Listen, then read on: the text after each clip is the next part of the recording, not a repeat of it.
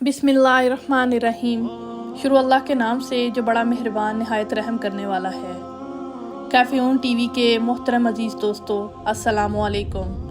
मोहतरम नाजरीन, आज की इस वीडियो में हम पेश करने जा रहे हैं एक ऐसा दिलचस्प वाक़या जिसे सुनकर आप हैरत में पड़ जाएंगे। ये वाक़या है शेख अब्दुल कादिर जिलानी रहमतुल्लाह और एक तंदूर वाले का जिसका आटा सोने में तब्दील हो गया।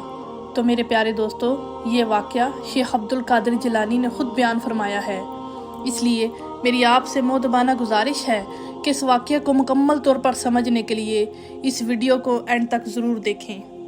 मोहतरम नाजरीन, आप रहमतुल्लाह फरमाते हैं, एक बार का जिक्र है जब मैं बगदाद शरीफ में था और ज़माना तालिब इल्मी में तालीम हासिल कर रहा था, जब मैं अपने घर को छोड़कर बगदाद शरीफ आया था।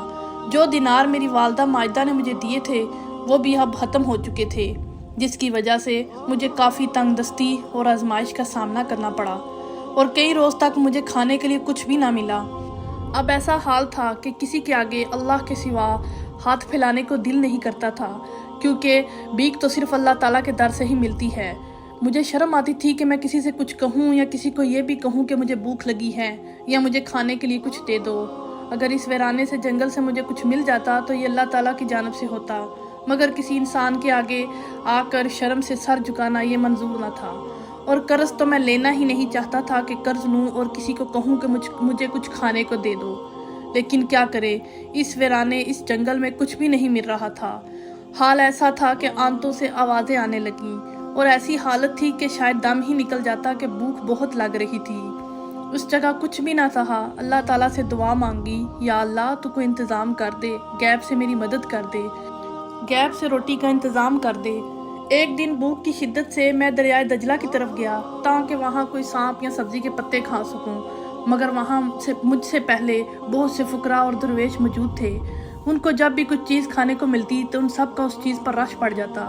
मैं शहर लौट आया कि शायद वहाँ कोई चीज़ तलाश करूं, लेकिन वहाँ भी कुछ ना मिला। बिलाहिर मैं भूख से निडाल होकर मस्जिद के एक कोने में बैठ गया और अल्लाह का जिक्र करता रहा। शदीद भूख और प्यास से मेरा सर चकराने लगा और आंखों के आगे अंधेरा छा गया। उठना मुश्किल हो गया था। भूख इतनी बढ़ गई कि जिस्म में जान न बची। तभी गैब से एक आवाज़ आई, ए अब्दुल कादिर, अब आप बर्दाश्त नहीं कर सकोगे, उठो और किसी से कर्ज लो और किसी से कर्ज लेकर अपने लिए रोटी लाओ।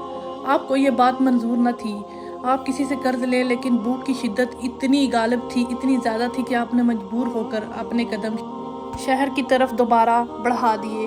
दुकानें तो बहुत सी थीं, मगर आपको एक नान वाले की दुकान नज़र आई जो बहुत ही गरम गरम और हंसता नान थे, जो आपके सामने वो तंदूर से निकाल रहा था।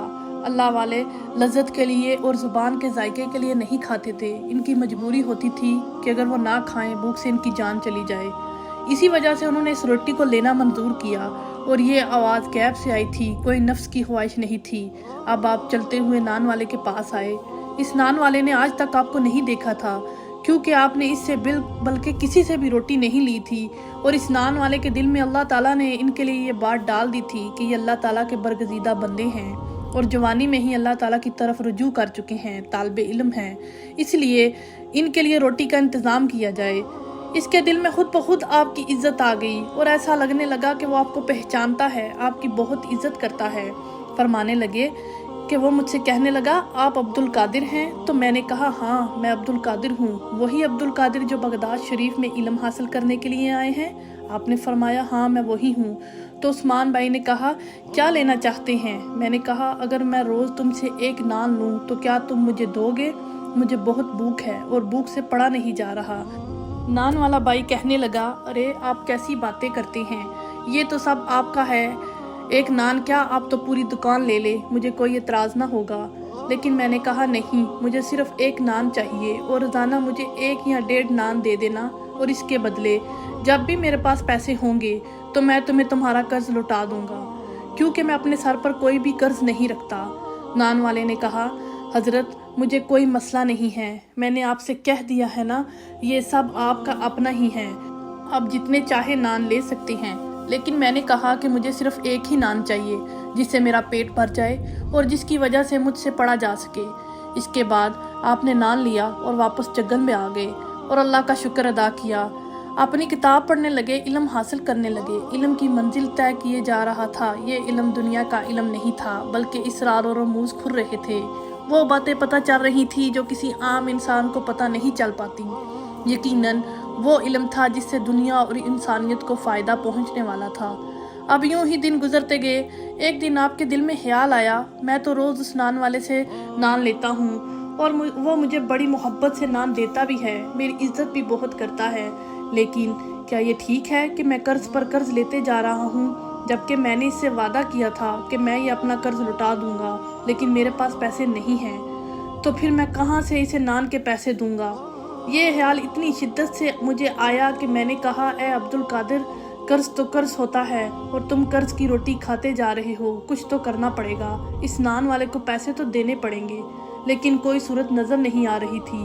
आप कहते हैं, मुझे इतनी शर्म आई कि शर्म के मारे मैं कई दिनों तक रोटी लेने नहीं गया कि मैं ये कैसे इससे नज़रें मिलाऊंगा।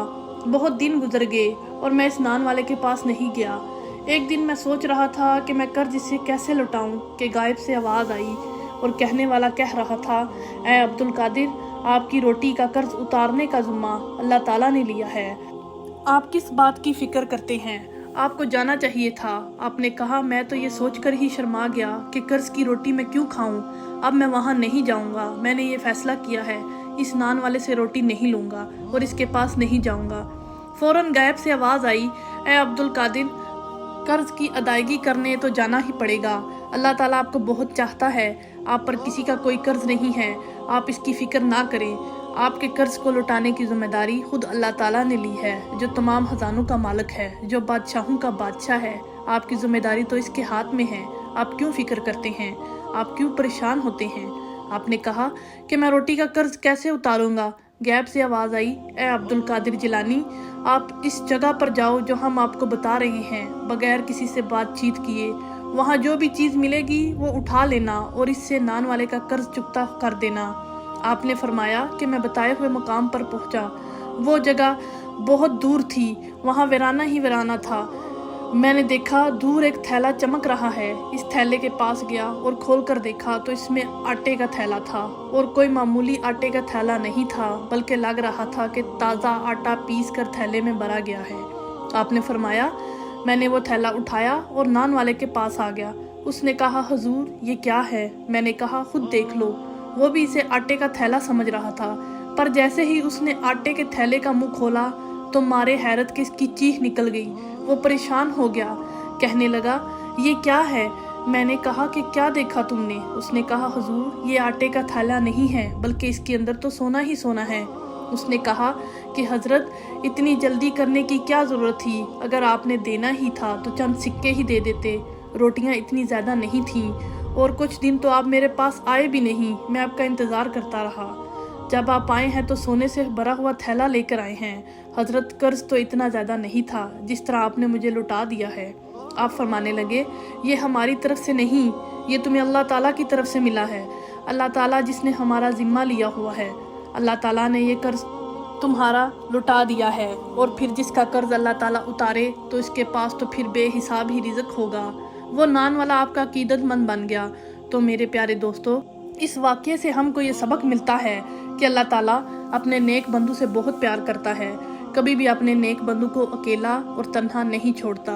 इसलिए हमें चाहिए कि हम भी अल्लाह ताला के नेक बंदे बने और सिर्फ अल्लाह ही से मांगे, क्योंकि अल्लाह ताला अपने नेक बंदू को कभी तन्हा नहीं छोड़ता। आमीन।